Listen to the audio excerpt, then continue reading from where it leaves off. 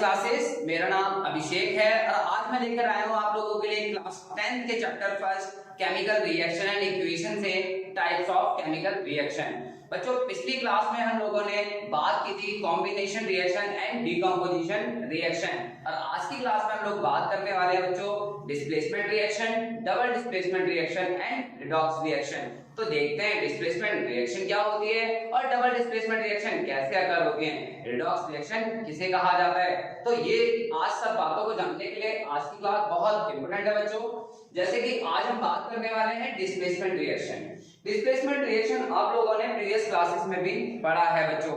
जैसे कि कोई भी हाई रिएक्टिव एलिमेंट किसी भी दूसरे कंपाउंड में प्रेजेंट होने वाले लेस रिएक्टिव एलिमेंट को डिस्प्लेस कर देता है, ऐसी रिएक्शन को हम लोग डिस्प्लेसमेंट रिएक्शन कहते हैं बच्चों।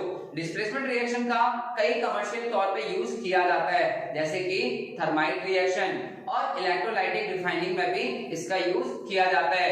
तो जैसे कि हम देखते हैं डिस्प्लेसमेंट रिएक्शन किसे कहा जाता है, such chemical reaction in which more reactive element displace less reactive element in a compound or a salt solution। यानी ऐसी अभिक्रियाएं जिसमें कोई अधिक अभिक्रियाशील एलिमेंट कम अभिक्रियाशील एलिमेंट को उसके कंपाउंड से डिस्प्लेस कर देता है, ऐसी रिएक्शन को हम लोग डिस्प्लेसमेंट रिएक्शन कहते हैं बच्चों। इसका जनरल फॉर्म अगर हम देखें तो जनरल फॉर्म में हम लोग देखते हैं कि जैसे अगर हम जनरल फॉर्म देखें किस तरह से कोई एलिमेंट डिस्प्लेस करता है, for example A and BX. BX is a salt solution, is a compound. Here A is more reactive than B. तो यहाँ पर होगा क्या कि ये जो आयंस है ये इसके साथ अटैच हो जाएंगे बच्चों और ये बन जाएगा AX and B क्या हो जाएगा displace. But condition is that A is more reactive than B. A is more reactive than B. But हम ये कैसे डिसाइड करें कि कौन सा एलिमेंट लेस रिएक्टिव होगा और कौन सा एलिमेंट मोर रिएक्टिव होगा। तो इसके लिए बच्चों हमें जाननी होगी रिएक्टिविटी सीरीज ऑफ मेटल, या हम बोल सकते हैं एक्टिविटी सीरीज ऑफ मेटल, जो कि चैप्टर 3 में आप लोग पढ़ेंगे भी। तो कौन सा एलिमेंट आपका मोर रिएक्टिव है और कौन सा एलिमेंट लेस रिएक्टिव है, तो इस चीज को जानने के लिए हम लोग बात करने वाले हैं एक्टिविटी सीरीज का। एक्टिविटी सीरीज या हम बोल सकते हैं reactivity series, reactivity series of metals, reactivity series of metals. ये सीरीज हमें ये बताती है कि कौन सा मेटल ज्यादा रिएक्टिव होगा और कौन सा मेटल लेस रिएक्टिव होगा। तो इसमें हमारे जो एलिमेंट प्रेजेंट होते हैं एक तरह से एक्टिविटी सीरीज है क्या, it is an arrangement of metals in vertical column of decreasing reactivity,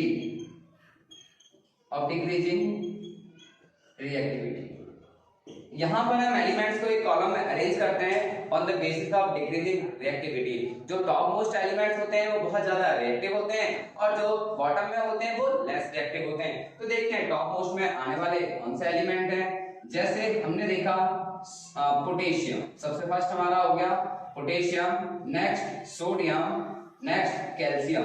तो के मतलब पोटेशियम, पोटेशियम, सोडियम। सोडियम में जो Na है वो एक लैटिन वर्ड नाइट्रियम से लिया गया है। पोटेशियम में कैलियम यूज होता है ना, तो यहाँ पर हमने ये लैटिन वर्ड का भी यूज किया है। Calcium, potassium, sodium, calcium. Then हमारा आता है मैग्नीशियम, मैग्नीशियम, देन एल्यूमिनियम। तो इस तरह से हमने एलिमेंट्स को डिक्रीजिंग ऑर्डर ऑफ रिएक्टिविटी हम रखे हैं बच्चों। नेक्स्ट हमारा जिंक, नेक्स्ट आयरन, नेक्स्ट हमारा लेड, इसको हम बोलते हैं लेड। नेक्स्ट हाइड्रोजन, नेक्स्ट हमारा कॉपर, नेक्स्ट हमारा इसके बाद जो हमारा आता है मरकरी,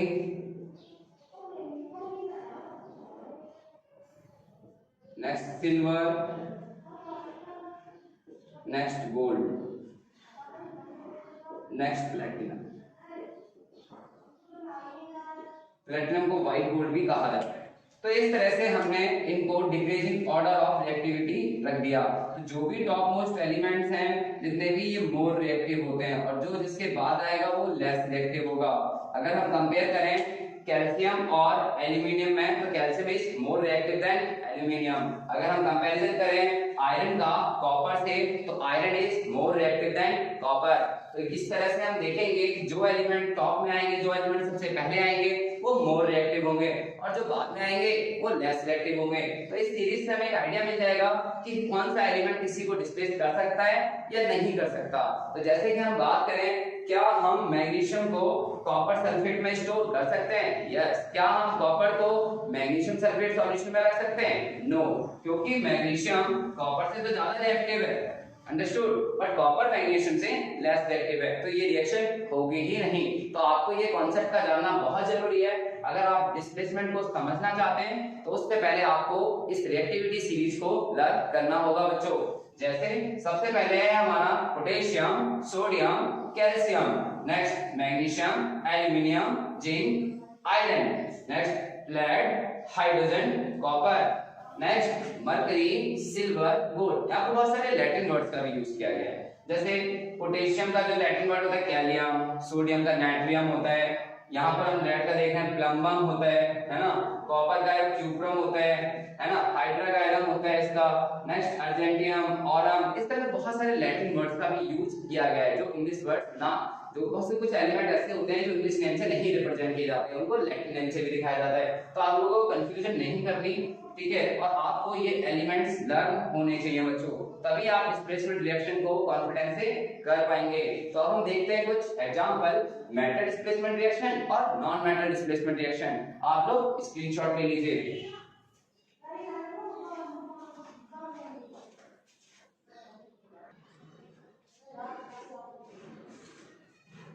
तो बच्चों बात करते हैं अब हम डिस्प्लेसमेंट रिएक्शन के एग्जांपल्स की। तो जैसे हम देखें मेटल डिस्प्लेसमेंट रिएक्शन, हम सबसे पहले एग्जांपल लेते हैं मेटल डिस्प्लेसमेंट रिएक्शन कि कैसे एक मोर रिएक्टिव मेटल एक लेस रिएक्टिव मेटल्स को उसके कंपाउंड से डिस्प्लेस करता है।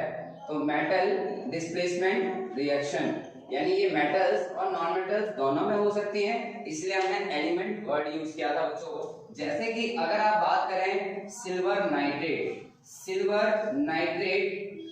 को अगर आप कॉपर से रिएक्ट कराते हैं तो आप लोग देखेंगे कि कॉपर सिल्वर से मोर रिएक्टिव है। अगर आप इनका कंपैरिजन करके देखें तो कॉपर सिल्वर से पहले आता है। तो इस बात से ये कंफर्म हो जाएगा कि इस कॉपर इज मोर रिएक्टिव। तो यहाँ पर हम लिख देंगे कि copper is more reactive than silver. Copper is more reactive than silver. तो ये रिएक्शन बिल्कुल हो जाएगी बच्चों। 2AgNO3 जब कॉपर से रिएक्ट करेगा तो ये कॉपर नाइट्रेट बना लेगा, कॉपर नाइट्रेट, और सिल्वर क्या होगा, वो अलग हो जाएगा। बट जो भी आप सॉल्ट लेंगे वो एक्वास सॉल्यूशन की फॉर्म में ही लेंगे। तो इस तरह से हम लोग बात करते हैं कि किस तरह से एक हाई रिएक्टिव मेटल्स ने लेस रिएक्टिव मेटल्स को डिस्प्लेस कर दिया उसके कंपाउंड से। So this is called metal displacement reaction. हम और भी इसमें कुछ एग्जांपल ले सकते हैं, जैसे आयरन नेल कॉपर सल्फेट के सॉल्यूशन में जब डिप की जाती है तो ये बन जाता है हमारा आयरन सल्फेट और कॉपर हमारा अलग हो जाता है। तो देखें जब हम आयरन और कॉपर में जब हम कंपैरिजन करते हैं तो हम लोग देखते हैं कि आयरन कॉपर से बहुत ज्यादा रिएक्टिव है, तो ये रिएक्शन भी हमारी हो जाती है। तो यहाँ पर जो कॉपर का जो ब्लू कलर का जो सॉल्यूशन है वो फेड हो जाता है और यहाँ ग्रीन सॉल्यूशन बन जाता है, ग्रीन कलर, और इस तरह से कॉपर का जो कलर है वो रेडिश ब्राउन बन जाता है। तो इस तरह से हम देखते हैं यहाँ पर काफी चेंजेस होते हैं, ठीक है। ये जो ब्राउन कलर की जो नेल्स होती है या ग्रे कलर की, तो इस तरह से यहाँ पर हमने देखा कि आयरन कॉपर से ज्यादा रिएक्टिव है, इसीलिए ये रिएक्शन हो रही है। तो iron is more reactive than copper, iron is more reactive than copper, so that this reaction will be अकर। अगर मान लीजिए यहाँ पर हमारा कॉपर एंड मैग्नीशियम सल्फेट होता तो क्या ये रिएक्शन हो पाती? नो। क्यों? क्योंकि कॉपर जो है वो मैग्नीशियम से लेस रिएक्टिव है। तो आप लोग आंसर लिखेंगे no reaction will be occur. no reaction. Copper will not stored in magnesium sulfate. तो this is a metal type of metal displacement reaction. अब हम बात करते हैं नॉन मेटल डिस्प्लेसमेंट रिएक्शन की। आप लोग नोट कीजिए बच्चों।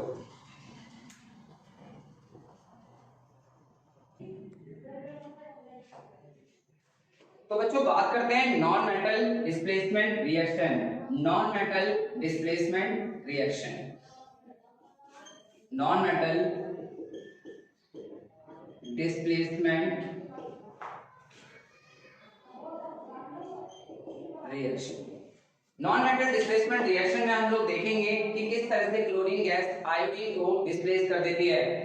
अब जैसे हमारी जो क्लोरीन गैस है, क्लोरीन गैस को अगर हम पोटेशियम आयोडाइड से रिएक्ट कराते हैं बच्चों, तो क्या फॉर्म होता है? जब भी क्लोरीन गैस को, chlorine is a non metal and chlorine gas क्या करेगी? आयोडीन को उसके सॉल्यूशन से, उसके कंपाउंड से डिस्प्लेस कर देगी। तो क्लोरीन गैस जब पोटेशियम आयोडाइड से रिएक्ट करता है तो ये बन जाता है हमारा potassium chloride and iodine gas, iodine will be displaced. तो इस तरह से हम इस रिएक्शन को बैलेंस भी कर लेते हैं। 2 chlorine, here is 1 chlorine, so that we multiply by 2. Here is 2 potassium and 2 potassium. Now iodine is balanced. So this reaction occur between non-metals. So displacement reaction metals और non-metals दोनों के बीच में हो सकती है बच्चों। तो इस तरह से हमने देखा। अच्छा, अगर हम देखें एक और रिएक्शन, थर्माइट रिएक्शन, जो आप चैप्टर 3 में पढ़ने वाले हैं बच्चों। थर्माइट रिएक्शन का सबसे ज्यादा यूज रेलवे की रेलिंग्स को जोड़ने में यूज किया जाता है। और इस रिएक्शन में आयरन जो है वो काफी मोल्टन स्टेट्स में मिलता है, जिससे हम मशीन्स के क्रैक्स पार्ट्स को भी जोड़ सकते हैं। यहाँ पर हम देखते हैं कि एल्यूमिनियम को Fe2O3 आयरन ऑक्साइड के साथ रिएक्ट कराया जाता है और ये फॉर्म हो जाता है एल्यूमिनियम ऑक्साइड एंड आयरन जो है वो मोल्टन फॉर्म में आपका रिलीज हो जाता है। तो इस तरह से ये जो रिएक्शन है, this is a thermite reaction. तो डिस्प्लेसमेंट रिएक्शन का हमारे डेली लाइफ में बहुत ज्यादा यूज होता है। इसका यूज करते हैं हम रेलवेज में। रेलवे की जो रेलिंग्स होती हैं उनको जोड़ने में इस रिएक्शन का सबसे ज्यादा यूज किया जाता है। और ये जो आयरन मिलता है ये लिक्विड फॉर्म में मिलता है, काफी high amount of energy produce होती है। So that this is called thermite reaction. अब हम बात करेंगे डबल डिस्प्लेसमेंट रिएक्शन। ऐसी रिएक्शन जहां पर दो मेटल सॉल्ट्स आपस में रिएक्ट करते हैं और आपस में कंपाउंड्स बनाते हैं और वो कंपाउंड्स में एक सब्सटेंस, जो भी सब्सटेंस है वो एक प्रेसिपिटेट की फॉर्म में प्रेजेंट होता है। तो देखते हैं डबल डिस्प्लेसमेंट रिएक्शन क्या होती है, आप लोग नोट कीजिए।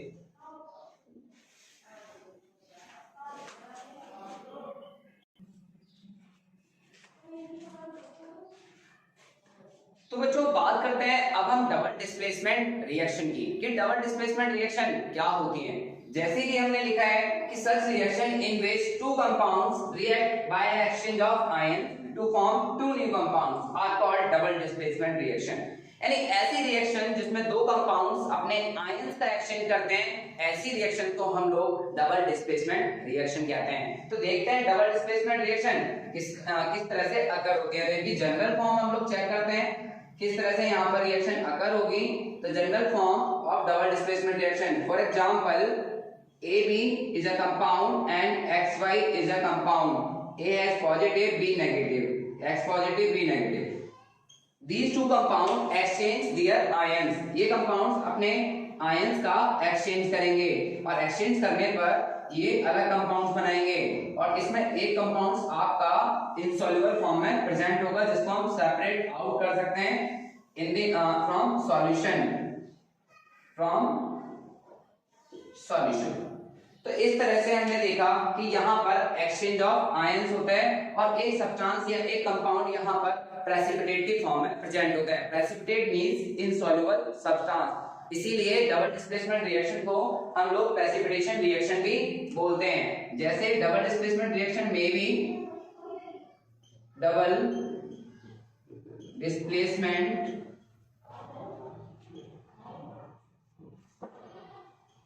में भी प्रेसिपिटेशन फॉर्म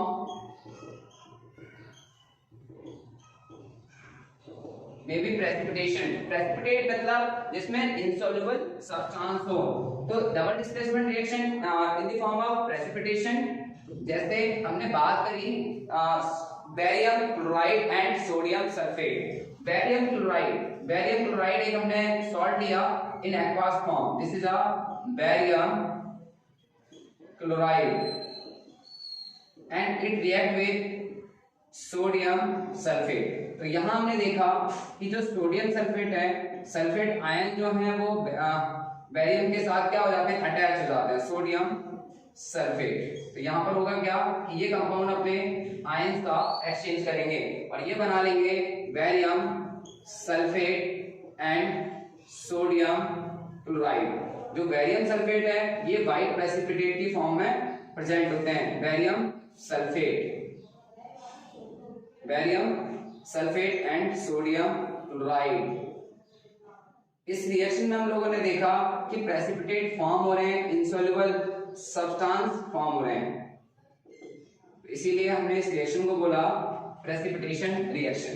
तो जो बैरियम मील के नाम से भी जाना जाता है, बैरियम का यूज किया जाता है कि जब भी हम अपने एलिमेंट्री कैनाल फूड पाइप में किसी भी चीज को हमें ऑब्जर्व करना हो with the help of x-ray, तो हमें बैरियम मील की आवश्यकता होती है। तो बैरियम टैबलेट्स दी जाती है और जब बैरियम हमारा सॉल्ट इस एलिमेंट्री कैनाल से गुजरता है और एक्सरे जब पास की जाती है तो वो उसकी, क्योंकि बैरियम जो है वो ओपैक होता है, तो जिससे हमें ये पता लग जाता है कि एलिमेंट्री कैनाल में कोई किसी पार्ट में कोई स्वेलिंग तो नहीं आई, कोई पार्ट डैमेज तो नहीं है या कोई टिश्यू अफेक्टेड तो नहीं हुआ, तो बैरियम की हेल्प से हम चेक कर पाते हैं। इस रिएक्शन का बहुत ज्यादा यूज किया जाता है। और भी हमारे पास रिएक्शन होती है, जैसे हम लोग बात करें सिल्वर नाइट्रेट, जैसे सिल्वर नाइट्रेट, अगर सिल्वर नाइट्रेट को हम सोडियम क्लोराइड से रिएक्ट करते हैं तो ये बना लेता है हमारा silver chloride and sodium nitrate, silver chloride and sodium nitrate. तो इस तरह से हमने देखा कि किस तरह से यहाँ पर आयंस का एक्सचेंज हो रहा है, किस तरह से यहाँ पर आयंस का एक्सचेंज हो रहा है। तो यहाँ पर जो फॉर्म होते हैं सिल्वर क्लोराइड, ये भी व्हाइट प्रेसिपिटेट ही फॉर्म होते हैं। डिस्प्लेसमेंट रिएक्शन प्रेसिपिटेट की फॉर्म में भी हो सकती है और जितनी भी न्यूट्रलाइजेशन रिएक्शन होती है वो डबल डिस्प्लेसमेंट रिएक्शन में ही आती है बच्चों। तो देखते हैं न्यूट्रलाइजेशन रिएक्शन क्या है, आप लोग नोट कीजिए।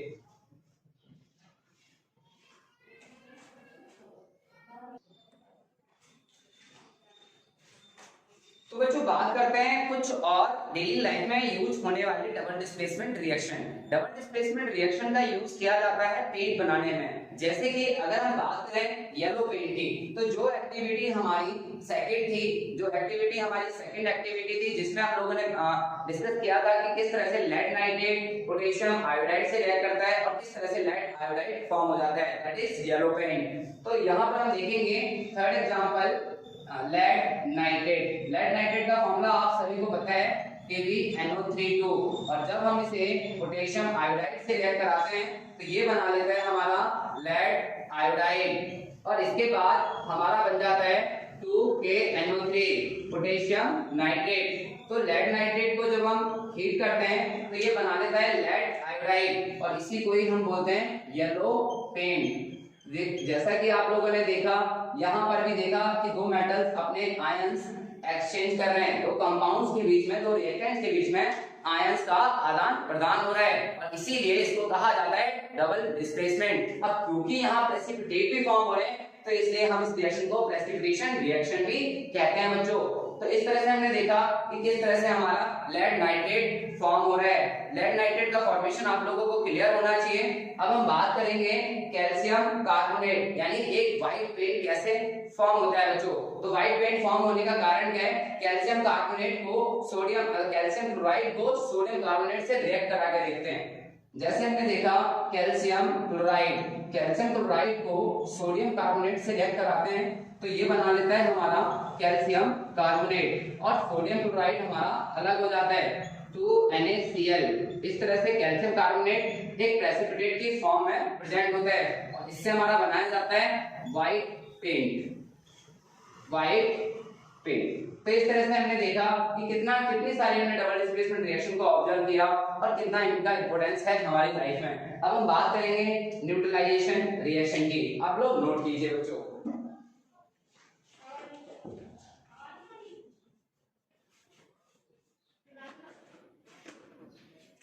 इसके बाद हम बात करते हैं बच्चों सेकंड की डबल डिस्प्लेसमेंट रिएक्शन न्यूट्रलाइजेशन की फॉर्म में भी हो सकती है, या हम ये कह सकते हैं कि जितनी भी न्यूट्रलाइजेशन रिएक्शन है वो डबल डिस्प्लेसमेंट रिएक्शन भी होती है। तो न्यूट्रलाइजेशन रिएक्शन आप लोगों ने पहले प्रीवियस क्लासेस में भी पढ़ा है कि न्यूट्रलाइजेशन रिएक्शन क्या होती है। जैसे हम लोग देखते हैं कि जब कोई बेस या एसिड आपस में रिएक्ट करते हैं, जब कोई बेस किसी एसिड से रिएक्ट करते हैं तो सॉल्ट फॉर्मेशन होता है और वाटर का फॉर्मेशन होता है, सॉल्ट एंड वाटर। यहाँ पर एसिड बेस के इफेक्ट को न्यूट्रलाइज कर रहा है और बेस एसिड के इफेक्ट को न्यूट्रलाइज कर रही है। फॉर एग्जांपल हम लोग एक बेस से फैमिलियर हैं, सोडियम हाइड्रोक्साइड, सोडियम हाइड्रोक्साइड, और एक हम एसिड ले लेते हैं hydrochloric acid, and this is a sodium hydroxide and this is a hydrochloric acid. और यहाँ पर आयंस का एक्सचेंज होगा और इस तरह से यहाँ पर सॉल्ट फॉर्मेशन होगा जिसको हम बोलते हैं sodium chloride and water. This is a neutralisation reaction. देखो न्यूट्रलाइजेशन रिएक्शन का बहुत यूज होता है कि फॉर एग्जांपल जब एसिड रेन होती है तो एसिड रेन ऐसी रेन जिसके अंदर एसिड हो, एसिड मतलब इसका पीएच वैल्यू 5.6 से कम हो। ऐसे में एसिड रेन की वजह से हमारी जो क्रॉप का जो नेचर है, जो सॉइल है उसका जो नेचर है वो एसिडिक हो जाता है, और उसको न्यूट्रल करने के लिए हम लोग स्लैक लाइम या लाइम वाटर का यूज करते हैं। तो इस तरह से हमने देखा कि कैसे हमें अगर मिट्टी बेसिक हो जाए तो हम लोग कंपोस्ट का यूज करते हैं। तो इस तरह से न्यूट्रलाइजेशन रिएक्शन में क्या है कि अगर बेस का इफेक्ट ज्यादा है तो उसका न्यूट्रल करने के लिए हम लोग एसिड का यूज करते हैं, और एसिड का इफेक्ट ज्यादा है तो बेस का यूज करते हैं।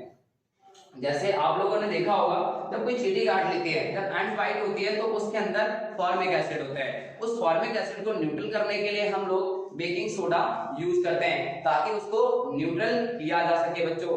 या फिर हम लोग एंटासिड का भी एग्जांपल ले सकते हैं कि जब हम बहुत ज्यादा ओवर ईटिंग कर लेते हैं तो हमारा स्टमक बहुत ज्यादा अमाउंट में एसिड रिलीज करता है। उस एसिड को न्यूट्रल करने के लिए हम लोग माइल्ड बेस यूज करते हैं जैसे कि milk of magnesia, and that is called magnesium hydroxide, और उससे हमें रिलीफ मिलता है। तो एंटासिड हो गए और इनका डेली लाइफ में भी बहुत ज्यादा यूज होता है। तो इस तरह की जो रिएक्शन है वो डबल डिस्प्लेसमेंट में आती है, और ऐसी रिएक्शन को हम लोग एक स्पेशल नाम भी देते हैं neutralisation reaction. Double displacement reaction gas की फॉर्म में भी हो सकती है। जैसे अगर हम सोडियम सल्फाइड को हाइड्रोक्लोरिक एसिड से रिएक्ट करते हैं तो हाइड्रोजन गैस यानी at least one gas is produced. तो Na2CS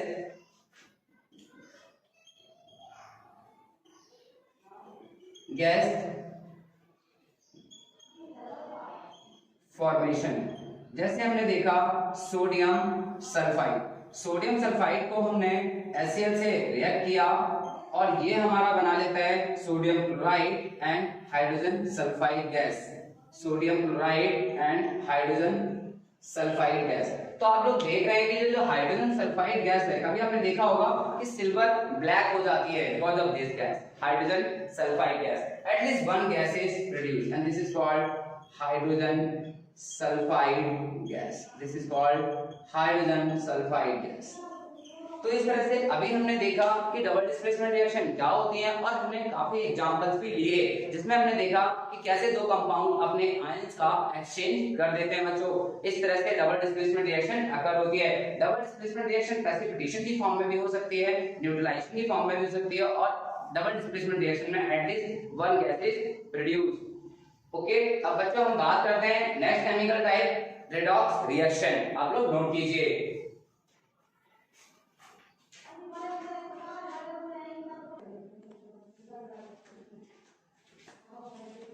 तो बच्चों बात करते हैं अपनी केमिकल रिएक्शन के लास्ट टाइप की रेडॉक्स रिएक्शन। रेडॉक्स रिएक्शन को ऑक्सीडेशन और रिडक्शन रिएक्शन भी कहा जाता है।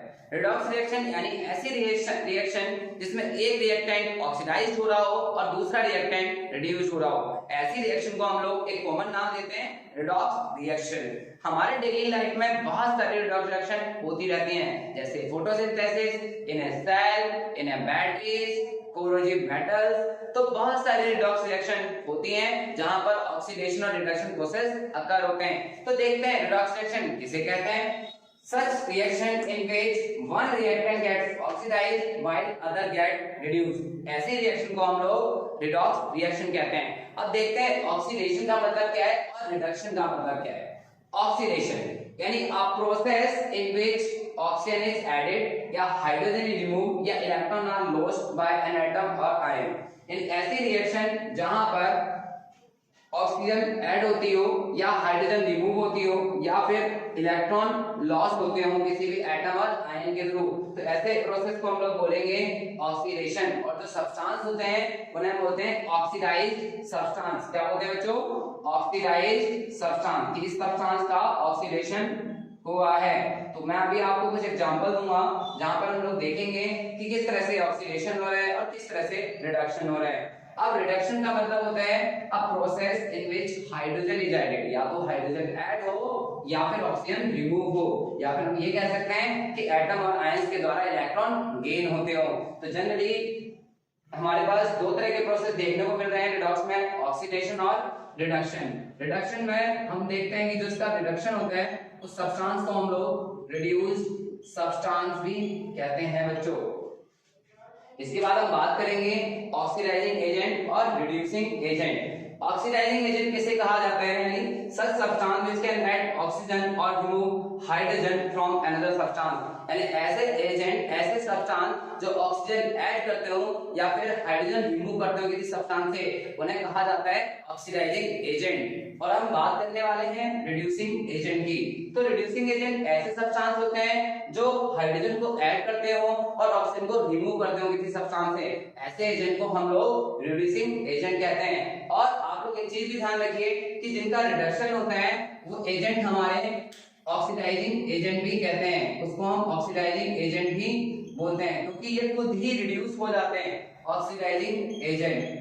और जिसका ऑक्सीडेशन होता है, इसमें जो एजेंट होते हैं वहां पर हम बोलते हैं रिड्यूसिंग एजेंट। जिस सब्सटेंस का ऑक्सीडेशन होता है उसको हम रिड्यूसिंग एजेंट भी कहते हैं। तो अब हम देखते हैं कुछ एग्जांपल जहां पर हम देखेंगे ऑक्सीडेशन के एग्जांपल, रिडक्शन के, और एक रिडॉक्स रिएक्शन को भी देखेंगे कि कैसे कोई सब्सटेंस ऑक्सीडाइज हो रहा है और कैसे कोई सब्सटेंस रिड्यूस हो रहा है, किसको रिड्यूसिंग एजेंट कहा जाएगा और किसको ऑक्सीडाइजिंग एजेंट कहा जाएगा। आप लोग ये कुछ बेसिक टर्म्स को समझ लीजिए।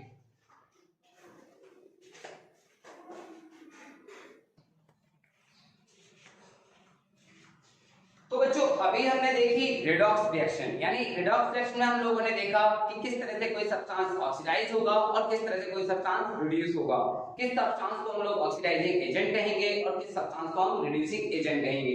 तो हम देखते हैं कुछ एग्जांपल और जहां देखते हैं किसका ऑक्सीडेशन हो रहा है और किसका रिडक्शन हो रहा है बच्चों। अब जैसे कि जिंक ऑक्साइड है, कार्बन से रिएक्ट करता है तो जिंक बनाता है और कार्बन मोनोऑक्साइड। तो बच्चों आप यहां पर देखिए जिंक ऑक्साइड में से जिंक का फॉर्मेशन हो रहा है, यानी यहां पर हो रहा है रिमूवल ऑफ ऑक्सीजन। और जब रिमूवल ऑफ ऑक्सीजन होता है, ऐसे प्रोसेस को हम लोग क्या कहते हैं बच्चों? Removal of oxygen. जिसमें ऑक्सीजन रिमूव होती हो, लॉस होती हो, ऐसे प्रोसेस को कहा जाता है रिडक्शन। यानी ऐसे प्रोसेस को क्या कहा जाता है? रिडक्शन। और जहां पर ऑक्सीजन गेन होती हो, इस तरह के प्रोसेस को क्या कहा जाता है? Gain of oxygen. Gain of oxygen मतलब यहां पर हम देख रहे हैं क्या हो रहा है बच्चों? ऑक्सीडेशन, क्योंकि यहाँ पर ऑक्सीजन ऐड हो रही है। तो अब हम बात करेंगे कि कौन सा हमारा यहाँ पर रिड्यूस सब्सटेंस है और कौन सा ऑक्सीडाइज्ड सब्सटेंस। तो इस तरह से बच्चों पूछा जाता है which one is oxidised and which one is reduced. Oxidising substance, reducing substance या रिड्यूस सब्सटेंस बोल सकते हैं, रिड्यूस्ड सब्सटेंस। और इसके बाद हम बात करेंगे oxidising agent and reducing agent, oxidising agent and reducing agent. तो बच्चों जैसे कि हमने देखा कभी भी रिडॉक्स रिएक्शन में आपको जब भी ऑक्सीडाइज या रिड्यूस सब्सटेंस बोला जाएगा तो आपको रिएक्टेंट को ही देखना है, प्रोडक्ट्स को नहीं देखना। तो आपको सिर्फ इन दो की ही बात करनी है और बहुत आसान होता है कि अगर आपको एक के बारे में पता लग जाए आप ये तीन आसानी से निकाल सकते हैं। तो देखते हैं बच्चों यहाँ पर जिंक ऑक्साइड, यहाँ पर सबसे पहले ऑक्सीडेशन किसका हो रहा है? कार्बन का हो रहा है। किसका हो रहा है बच्चों? कार्बन का। ऑक्सीडेशन हो रहा है कार्बन का। रिडक्शन किसका हो रहा है? जिंक ऑक्साइड का। और मैंने अभी बताया जिसका रिडक्शन होता है वो हमारा कहलाता है ऑक्सीडाइजिंग एजेंट। ऑक्सीडाइजिंग एजेंट, तो ऑक्सीडाइजिंग एजेंट कौन है बच्चों? यहाँ पर जिंक ऑक्साइड और कार्बन। अगर ये ऑक्सीडाइजिंग एजेंट है तो यहाँ पर जिसका ऑक्सीडेशन होता है वो एजेंट हमारा कहलाता है रिड्यूसिंग एजेंट। कितना आसान हो गया ना बच्चों। तो इस तरह से हमने देखा कि किसका ऑक्सीडेशन हो रहा है और किसका रिडक्शन। तो जैसे कि ऑक्सीडेशन में हम लोगों ने कई प्रोसेस देखे थे। ऑक्सीडेशन यानी जहां पर ऑक्सीजन ऐड होती हो और रिडक्शन जहां पर ऑक्सीजन रिमूव होती हो। तो ऑक्सीजन के बेसिस पे हमने देखा कि किस सब्सटेंस का हमारा ऑक्सीडेशन हो रहा है और किसका रिडक्शन। अब हम बात करेंगे सेकंड एग्जांपल। सेकंड एग्जांपल में हम लोग देख रहे हैं कि H2S और क्लोरीन यानी हाइड्रोजन सल्फाइड गैस क्लोरीन से रिएक्ट करती है, हाइड्रोजन क्लोराइड बनाती है और सल्फर। आप देखेंगे कि H2S में से यहाँ पर हम देख रहे हैं कि हाइड्रोजन का क्या हो रहा है, रिमूवल हो रहा है। और जब भी हाइड्रोजन रिमूवल होगा, जब भी हाइड्रोजन रिमूव होगा, ऐसे प्रोसेस को हम ऑक्सीडेशन कहते हैं। जैसे हमने ऑक्सीडेशन में पढ़ा था कि जहां ऑक्सीजन ऐड होती हो या हाइड्रोजन रिमूव होती हो, तो रिमूवल ऑफ हाइड्रोजन मतलब ऑक्सीडेशन। तो यहाँ पर ऑक्सीडेशन किसका हो रहा है, सल्फर का। और यहाँ हम देख रहे हैं क्लोरीन से HCl यानी यहाँ पर हाइड्रोजन ऐड हो रही है। यहाँ पर क्या हो रहा है बच्चों, एडिशन ऑफ हाइड्रोजन। और जब भी हाइड्रोजन ऐड होती है, इस तरह के प्रोसेस को कहा जाता है रिडक्शन। क्या कहा जाता है, रिडक्शन। तो इस तरह से हमने यहाँ पर भी बताया कि किसका ऑक्सीडेशन हो रहा है, कौन सा सब्सटेंस हमारा ऑक्सीडाइज हो रहा है। ऑक्सीडाइज सब्सटेंस, ये चार चीजें आपसे एग्जाम में पूछी जाती है बच्चों। Reduced substance, reduced substance.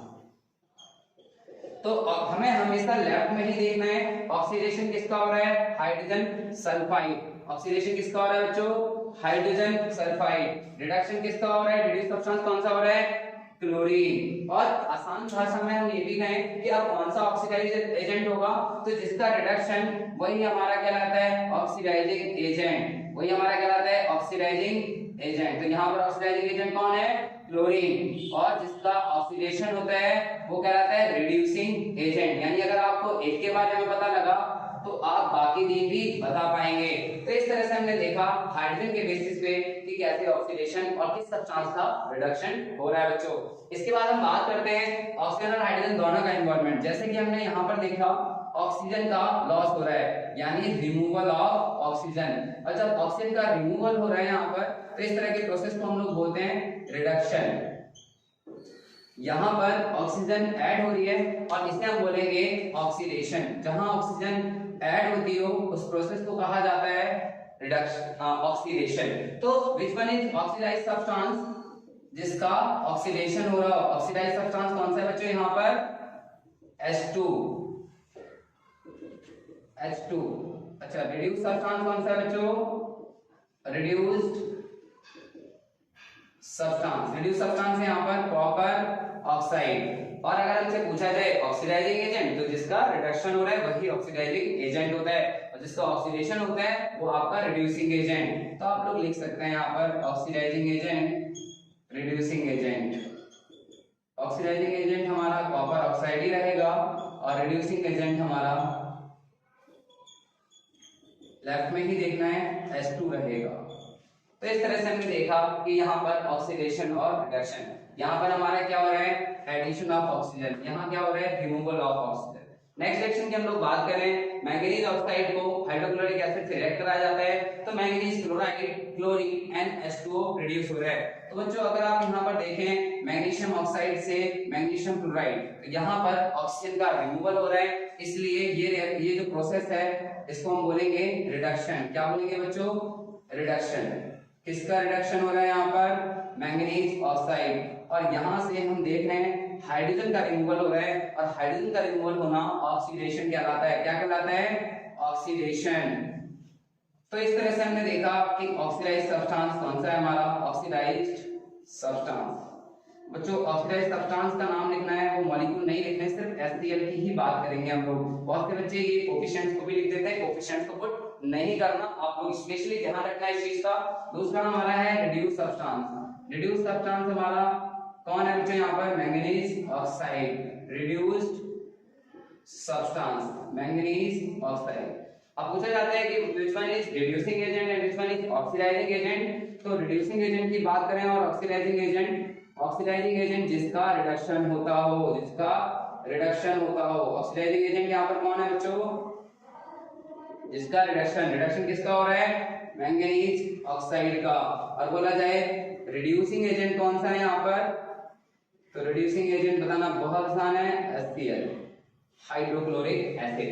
तो this is a reducing agent. अब हम बात करते हैं एटम्स और आयंस के बेसिस पर। जब एटम इलेक्ट्रॉन गेन करते हैं या लॉस करते हैं तब हम क्या बोलते हैं, जब इलेक्ट्रॉन, ठीक है, मतलब ऑक्सीडेशन में हमारा जो है एटम या आयंस अपने इलेक्ट्रॉन लॉस करते हैं। देखो मेटल का ना ऑक्सीडेशन होता है, आप ऐसे समझिए।